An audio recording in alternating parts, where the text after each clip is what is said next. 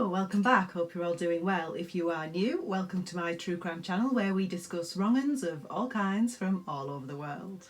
For today's case, we have another addition to the Kids Who Kill series. We've already covered the James Fairweather and Brian Blackwell cases, which were two totally shocking tales of children committing heinous crimes, and this case is equally as shocking. So today's case begins in Nottingham, or actually in Yorkshire, where on the 26th of April 2011, a commercial manager named Simon Matters is away working in Yorkshire when he hears that a house very close to where his partner Jacqui lives in Nottingham has gone up in flames. He makes the journey back to Nottingham, and when he gets there he comes to find out that it actually is his partner Jacqui's home which has been on fire. And worse still, Simon also discovers that Jacqui didn't make it out of the house and she has tragically perished in the fire. But thankfully, Jacqui's two sons and their family dog have made it out alive. They've been guided out by her eldest son Daniel, who is 14 and very much a hero for being so brave and being able to get his brother and the dog out, even though his mother Jacqui couldn't be saved. And this news was devastating to her family because Jacqui was very well loved. Born in 1964, Jacqueline was described by her parents as a beautiful baby with the biggest, bluest eyes. They said she grew up into a wonderful girl who enjoyed looking after her little sister and watched over her wherever she went. She grew up to become a gentle person who tried to do her best by everyone. She loved her family and would have done anything for them. Jacqueline, in adulthood, became a land registry worker who went on to meet a successful businessman named Adrian Bartlam, and together they had a son on November the 11th, 1996, named Daniel. 3 years after having Daniel, they decided to marry, and Daniel was, of course, in attendance at the wedding. The Bartlams were a very happy and comfortable family. They lived in a lovely detached home in a very middle-class area in Redhill, Nottingham, and young Daniel was even privileged enough to be able to attend a local private school, the Dagfer School in Beeston. And everything was going pretty well for the Bartlam family when, at around the age of 7, Daniel became a big brother when the family welcomed their second child, Dominic. But the happy home would not stay happy for much longer because the couple's marriage began to break down.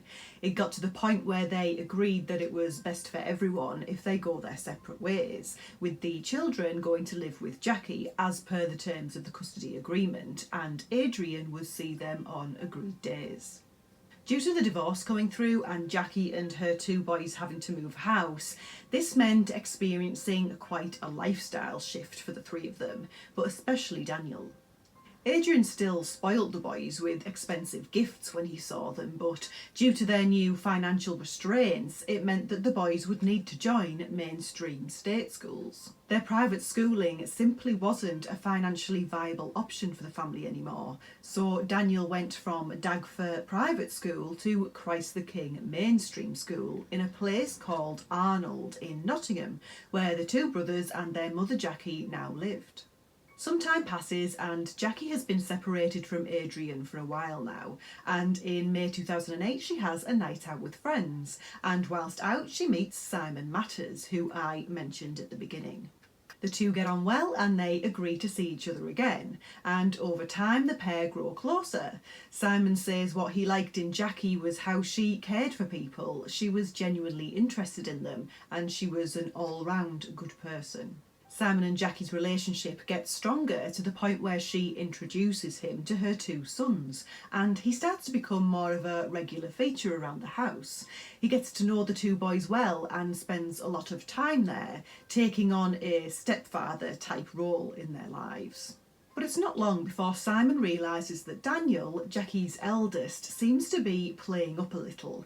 His behaviour is testing them, and he's giving Jacqui and Simon a bit of grief here and there, such as the experience of living with a teenager, and they give him some slack as a result. He's a hormonal teenager and he's been through a lot lately, so it's pretty normal.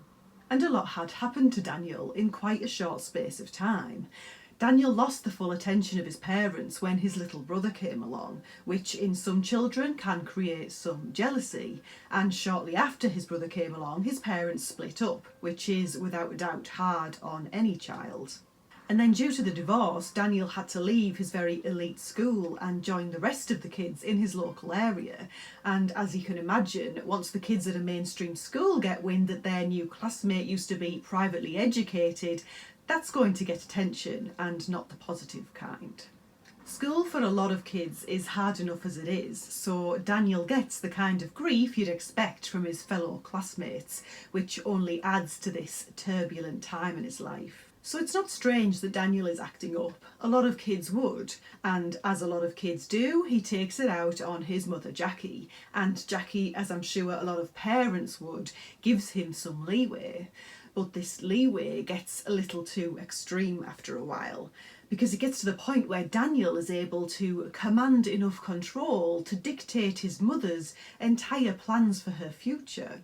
Jacqui and Simon wanted to move in together, sell their respective houses and buy something of their own, and they start to look for houses, taking the kids along to find something that ideally they all like.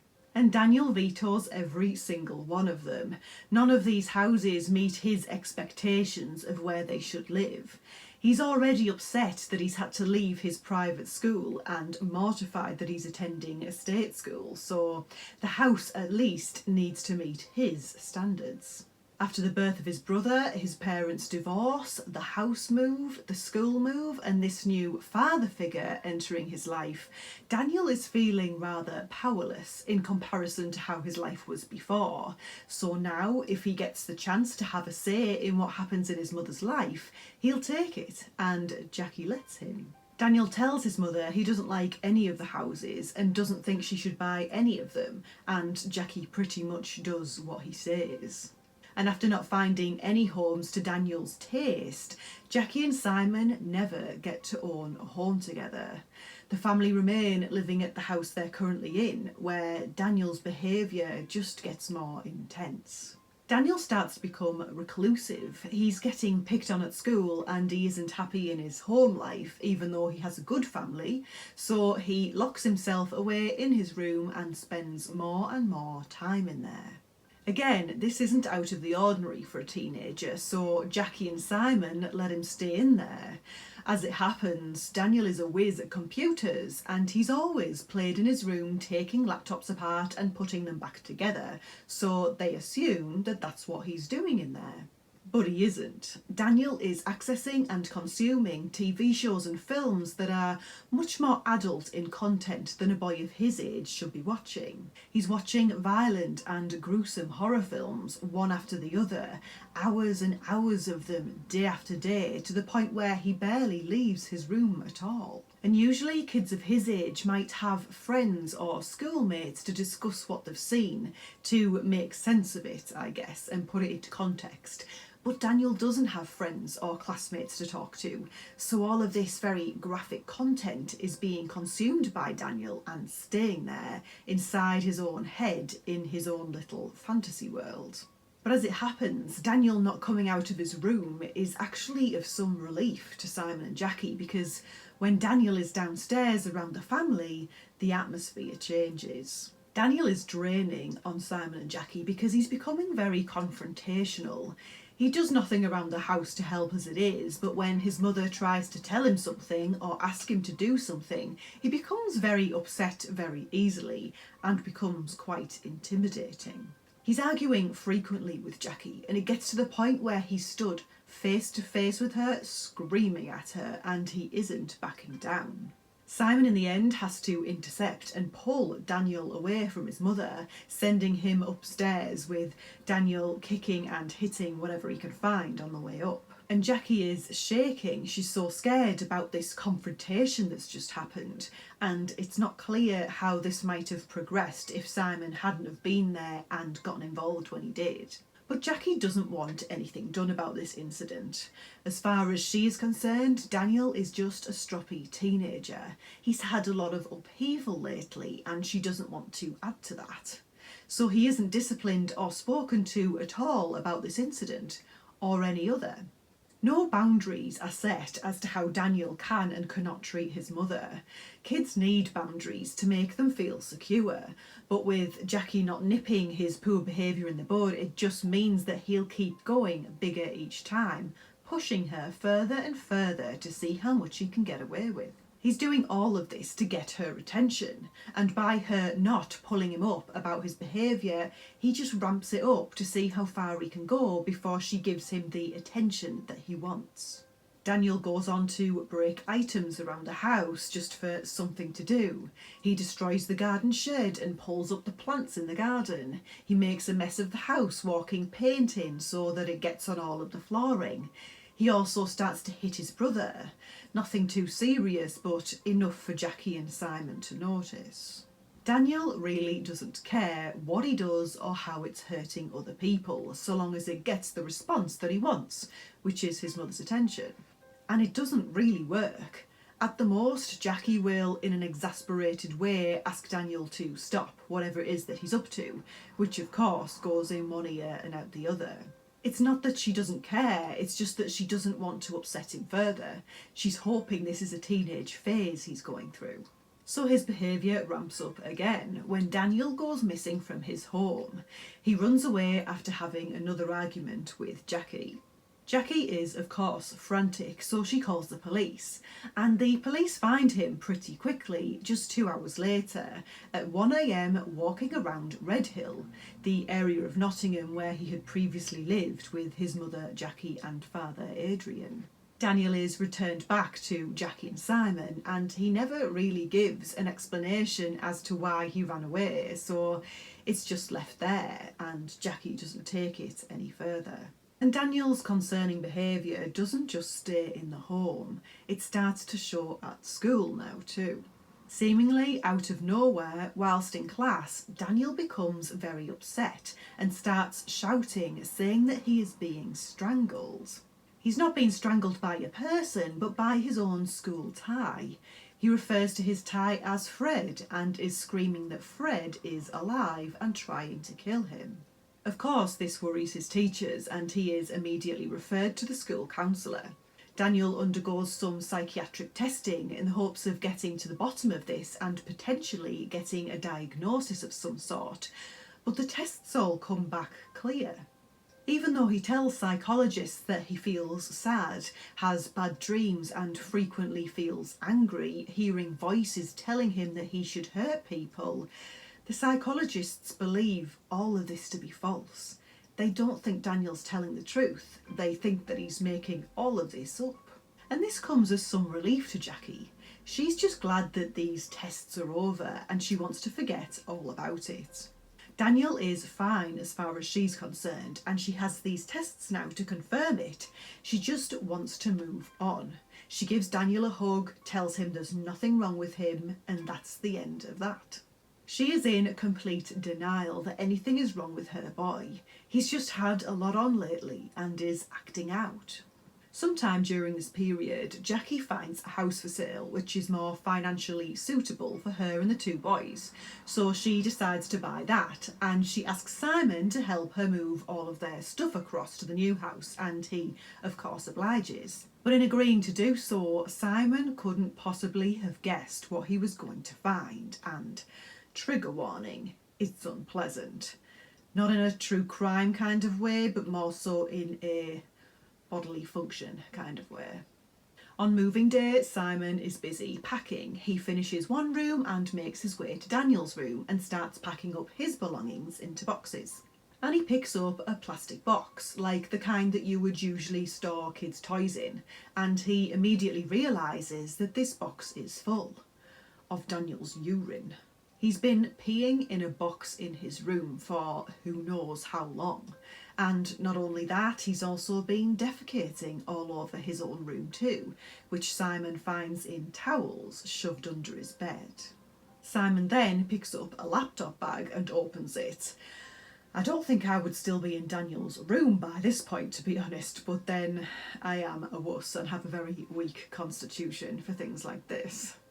So Simon picks up the laptop bag and opens it, and inside he finds that this bag is full of Jacqui's underwear.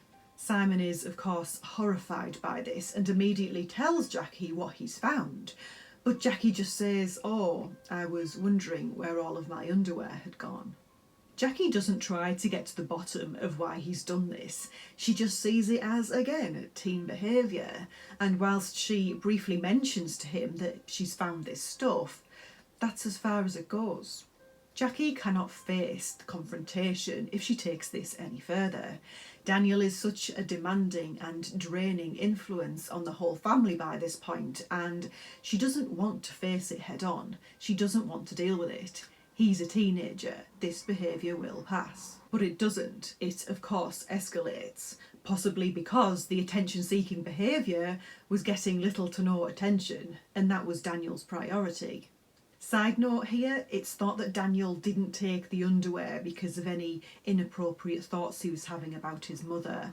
It was more because he knew that's how it might come across. Daniel wanted to shock. He wanted to disturb his mother and Simon, to see just how far he could go, to see how they'd react. He's researching here to see what gets the biggest reaction, so that he knows what works and what doesn't. And so the family move house, and the same kind of behaviour continues in Daniel. And whilst Daniel is in his room watching horror films, he's also writing his own stories. He's taking in all of this gruesome detail and then turning that into his own creations, writing his own horror stories, which he takes great pride in. So much so, he takes one of his stories to Simon to show his work off. This story involves two children walking to school, getting into a fight and then killing each other. This content is very gruesome, descriptive and detailed. He's also drawn pictures to accompany his story. Simon is obviously not impressed by this, and neither is Jacqui, but it's just a story. Daniel enjoys the horror genre, so he's trying his hand at creating some of his own. It doesn't mean he's going to make any of these terrible stories a reality. And this brings us up to the 26th of April 2011, when Simon is returning to Nottingham from his business trip in Yorkshire, after Jacqui's home the previous night has gone up in flames, and Jacqui has unfortunately passed away inside the house. Daniel, during this ordeal of the house fire, has seemingly finally stepped up as big brother and saved himself, his younger brother Dominic and the family dog. And he's being hailed as a hero. But when Simon hears what happened and how the house has gone up in flames and Jacqui has died, just one word springs to his mind: Daniel. Daniel has by this point spoken to the police and told them what happened that night. He tells them that he'd woken in the middle of the night and went to the bathroom, and whilst doing so he'd interrupted a masked man in the upstairs of the house who was startled by Daniel, threw a hammer at him and then ran away. Daniel then went into his mother's room and saw that she'd been attacked and a fire had been started in her room, so Daniel panicked, and knowing that it's too late for his mother, he grabbed his brother and the dog and left the house to get them to safety. But the police, after listening to Daniel's account, aren't sure that he's telling them the whole story. This doesn't add up for them at all, and after a couple of days the police make the decision to arrest 14-year-old Daniel on suspicion of the murder of his own mother. Of course, once the fire was put out, an investigation took place to determine where in the house the fire started and by what means. And the report from the investigation comes back with some very interesting information. The fire was started as a result of petrol being poured directly on and around where Jacqui's badly burned body was found. So it's clear to the police that the location of the body is where the fire started. As soon as it was safe to do so, Jacqui's body had been taken from the scene, and she could only be identified by her dental records. Her post-mortem showed that she had been hit up to 7 times around the head and face with a claw hammer. But 2 hammers were found at the property. In the bedroom where Jacqui was found, there was a lump hammer, and there was also a claw hammer found somewhere else on the property. I believe it was found in the shed. Jacqui's post-mortem was able to conclude that the claw hammer found on the property was the murder weapon, not the lump hammer, which was actually found in the bedroom. So that was a key piece of information there. Why was a lump hammer in the bedroom if it wasn't the murder weapon? After Daniel's arrest, he is sticking to his story about the intruder. That is, until the police search his room and find some very interesting things on his computer, and I don't think anyone could have guessed what would be on there. Now, I'm about to make a very unlikely diversion here and briefly tell you about a very well-known and popular soap opera here in the UK called Coronation Street. It's been going for years, 50 years to be precise. It's currently celebrating its 50-year anniversary. Now, I am not a Coronation Street fan, although I must say I do know a fair bit about it because I grew up watching it, albeit through gritted teeth. I hate all soap operas now because I was made to watch so many as a kid. And yes, Mother, I'm talking about you. I know you're watching this. I'll never watch another soap as long as I live. I've seen enough to last me a lifetime. But I guess she did do me a favour for this particular case because before I decided to boycott soaps forever, I did still watch Coronation Street in 2011 when a very particular storyline was shown on TV. So in 2011 there was a character on Coronation Street called John Stape. John wasn't a great guy, and in the show he hid a man's body who had died of natural causes in order to steal his identity. And the lady who helped him hide the body, a woman named Charlotte, then tries to blackmail him, and it's at this point that John Stape hits Charlotte with a hammer. Charlotte appears to be dead, so in order to cover up what he's done, he hides her in the wreckage of a tram, which just happens to have crashed in the exact location that John Stape is in, because this is a soap opera where, funnily enough, everything happens on the same street. But yeah, in a nutshell, that's what he does. He hits someone with a hammer and conceals the woman in the fiery wreckage of a nearby tram. But why am I telling you about Coronation Street? Well, it seems Daniel, as well as watching lots of horror films, also enjoyed Coronation Street. He would write stories on his computer about being the most famous soap star ever. He would write articles about himself, how the famous Daniel Bartlam had been acting in Coronation Street for 50 years, receiving honours for being the longest running soap star ever. He liked the idea of that kind of fame, that kind of notoriety. And Daniel had become obsessed with one character from the show in particular, John Stape and his storyline. So much so, police find many internet searches on Daniel's computer looking for footage of John Stape in this murder scene. And on further inspection of the computer, the police find a deleted document because, as we know, even when you think you've deleted something from a computer, you haven't. It's always there. And what the police find is pretty shocking. Police find downloaded footage of John Stape carrying out the killing and other footage of various killings in TV shows which involve the use of a hammer. They also find footage of fires being set in houses, also from various TV shows. Daniel had also searched on the internet for answers to questions such as how to get away with murder and looking up typical sentences for murder and manslaughter. But most shockingly, they also find a soap opera style script. This script is centred around a main character named Daniel Bartlam, who plans and then carries out the killing of his mother named Jacqui. This character Daniel then goes on to set fire to his house and claim that his mother was attacked by an intruder.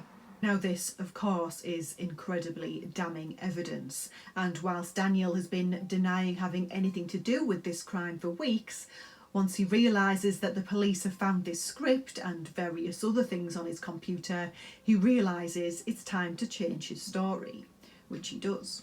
Daniel tells police that he did kill his mother, but that it was not murder, it was manslaughter. He said he lost control of himself after an argument with his mother when she called him a freak, and that his mother had both physically and mentally abused him for years. He said he was provoked and had been driven to committing this crime, so therefore it could not be murder. He said that on the night of the attack he went into Jacqui's room at 1 a.m. and they had a blazing row because he couldn't find his trainers. He said he took a hammer and, as we know, hit her multiple times on the head.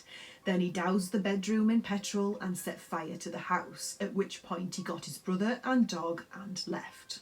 But Daniel maintains the attack was provoked and as a result of years of abuse. And this 14-year-old boy maintains this story all the way to trial, when on the 4th of October 2011 he pleads not guilty. And then the trial itself commences at Nottingham Crown Court on the 23rd of January 2012. The prosecution have a real job on their hands here, because this little boy who heroically saved his brother from a fire is claiming he's been abused for years and acted out of provocation, which, if the jury believe, means he's going to get away with murdering her. So they need to bring a case which proves what they believe, which is that this was an entirely planned and premeditated killing without any abuse having ever taken place in the home. And it's made even more difficult when on the first day of trial in the dock there's this small baby-faced young boy stood there accused of murder. This is rarely seen in any courtroom, and I can imagine that as a jury member you would look at this child and think, something's gone wrong here. A young boy like this doesn't just murder his mother for no apparent reason. But that's first impressions for you, because Daniel's demeanour changes throughout the course of the trial and a very different side to him is put on display. Daniel sticks to his story that what happened was as a result of provocation, and the more he is cross-examined, the more arrogant he becomes. He's confident that this story of his is going to work, because there's no way a jury are going to believe that a 14-year-old boy could commit a crime as heinous as this. But the jury also hear about the script that Daniel wrote and the video clippings that he had. They saw the fact that a lump hammer was found in the bedroom as if it was left there to throw police off, because the claw hammer, which was the murder weapon, had been cleaned after the attack and placed elsewhere. All of this shows premeditation and planning, and suggests that there may be a lot more to this young boy stood in the dock than it may seem. The prosecution put forward that Daniel had spent real time planning to kill Jacqui, and not only that, but he put that plan into practice. There was no evidence to suggest that Daniel had ever been treated poorly by his mother, and this was supported by those who knew the family well. Jacqui was a devoted mother and never treated her son badly. Daniel had cleaned the murder weapon. He'd taken clear steps to cover up what he'd done by setting fire to the whole house. That doesn't sound like an act of rage or a momentary loss of control to me. And it would seem that the jury unanimously thought the same when on Thursday 9th of February 2012 Daniel was found guilty of murder. And during sentencing on April 2nd 2012 the judge says to Daniel that this was a grotesque and senseless killing. He says it seemed like he wanted to get away with the perfect murder. The judge said to Daniel, "Unfortunately for you, it was more difficult to destroy a body than you thought, and the pathologist who examined your mother's body was able to say with certainty that the attack had been with a claw hammer rather than the lump hammer you left in the room." He then said, "Whilst there clearly were arguments between you and your mother, not untypical between mothers and their teenage children, I'm quite satisfied that there was no physical or verbal abuse by your mother, such as you alleged in your evidence at trial." And with that, he sentences Daniel to life imprisonment with a minimum of 16 years. Daniel, before the trial, had been assessed by mental health professionals who all agreed that he had no signs of any sort of mental illness. So this could only mean that Daniel knew exactly what he was doing at the time that he was doing it. After the sentencing, Nottinghamshire police said that this was a chilling case. They said that Daniel lied consistently, making attempts to besmirch Jacqueline's character. Everyone who knew her knew she lived for her children and she was a warm, loving mother. And Daniel and Jacqui's family were, of course, devastated. They said there are no winners here because not only have we lost Jacqui, we've lost Daniel too because of what he's done. The most difficult part for us, and something that only Daniel can answer, is why? Jacqui was a wonderful, loving and caring woman. She was warm with a great sense of humour. As for Daniel's dad, Adrian, I've not seen much about him, just that he now lives with his second wife and daughter and has not commented on this case at all.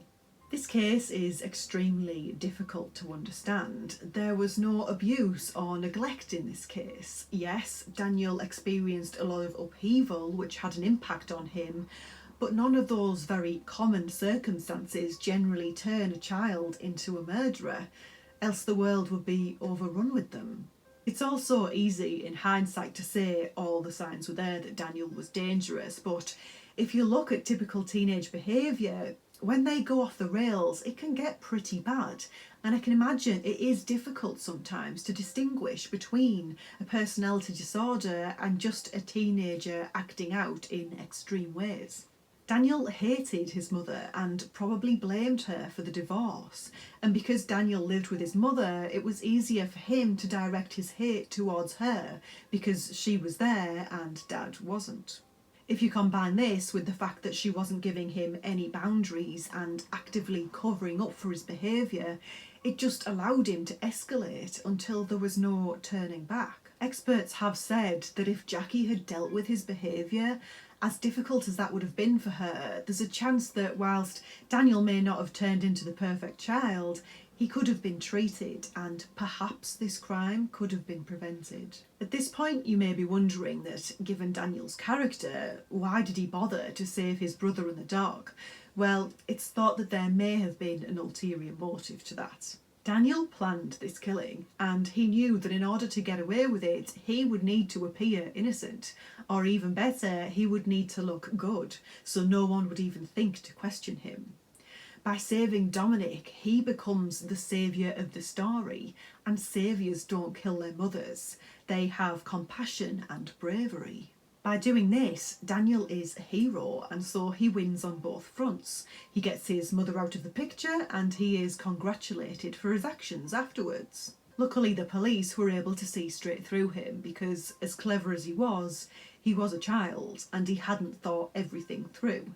The police were easily able to see that he wasn't being honest from the start. And as for Daniel's stepdad Simon, he went to the trial and he watched Daniel all the way through. He knew Daniel better than most people in that room, and he was able to pick up on some key gestures that Daniel was making throughout. He said that Daniel during the trial would put his head in his hands to appear remorseful, but he was actually peeking through his fingers to see who was watching him, to see if he was getting the attention he's always wanted. Daniel never showed real remorse for what he'd done. And I couldn't believe this when I read it, but at the end of the trial, Daniel looked directly at Simon and drew a line with his finger across his neck at Simon. How dark is that from a 14-year-old boy? He was clearly letting Simon know that if he could get to him, he'd be next. Simon said that when Daniel made that gesture, it didn't scare him, but he does think that Daniel is a very dangerous young man and probably always will be. But just last year, Simon did receive some information which concerned him a lot. As we know, Daniel got life with a 16-year minimum tariff, meaning he would be eligible for parole in 2028. Well, in April 2019, Simon got a letter from the Ministry of Justice telling him that Daniel had moved to an adult prison, and because it's believed that young people can change and be rehabilitated easier than adults, he's to have his sentence reviewed, meaning that Daniel could be released as soon as 2 years from the review date. Obviously, on receiving this letter, Simon was horrified and immediately wrote to the parole board asking that they don't do this. The review was due to take place this year in 2020, so it may have already happened, I don't know. But by 2022, Daniel Bartlam could be released and back on the streets, depending on what they decided at that review. Simon doesn't believe Daniel can be rehabilitated, and certainly not in 2 years' time. He was told that Daniel wouldn't be out until 2028 at the very earliest, which in itself is a concern to Simon because Daniel would still only be 30 years old by then, so still a young man. Given the gesture Daniel made to Simon before he was sent down, surely that means he's a threat to life. Hopefully the parole board will have taken that into account when making their decision. Daniel was labelled a devil child in the press and never gave an explanation or a motive as to why he did what he did, not even to give his own family some answers. We'll never truly understand what caused 14-year-old Daniel Bartlam to murder his own mother, Jacqueline, a caring, loving parent, and mother of another innocent son who she's left behind. What is clear, though, is that she will always be sorely missed by her devastated family. I've covered 3 kids who kill in this series now, and I actually didn't plan it this way, but all 3 kids came from caring, loving, and in 2 cases privileged households, and I'm no further forward in understanding why these kids did what they did. If you'd like to watch my Kids Who Kill series, I will put it down in the description box below, and perhaps you can try to make some sense of these seemingly senseless crimes. And that's it. I hope you found today's case interesting. If you did, please leave me a like, comment and subscribe to my channel. My Twitter handle is also down below in the description box if you'd like to follow me over on there too. And from me and my new rescue nephew Steve, have a great day, stay safe, and we'll see you next time. Bye bye.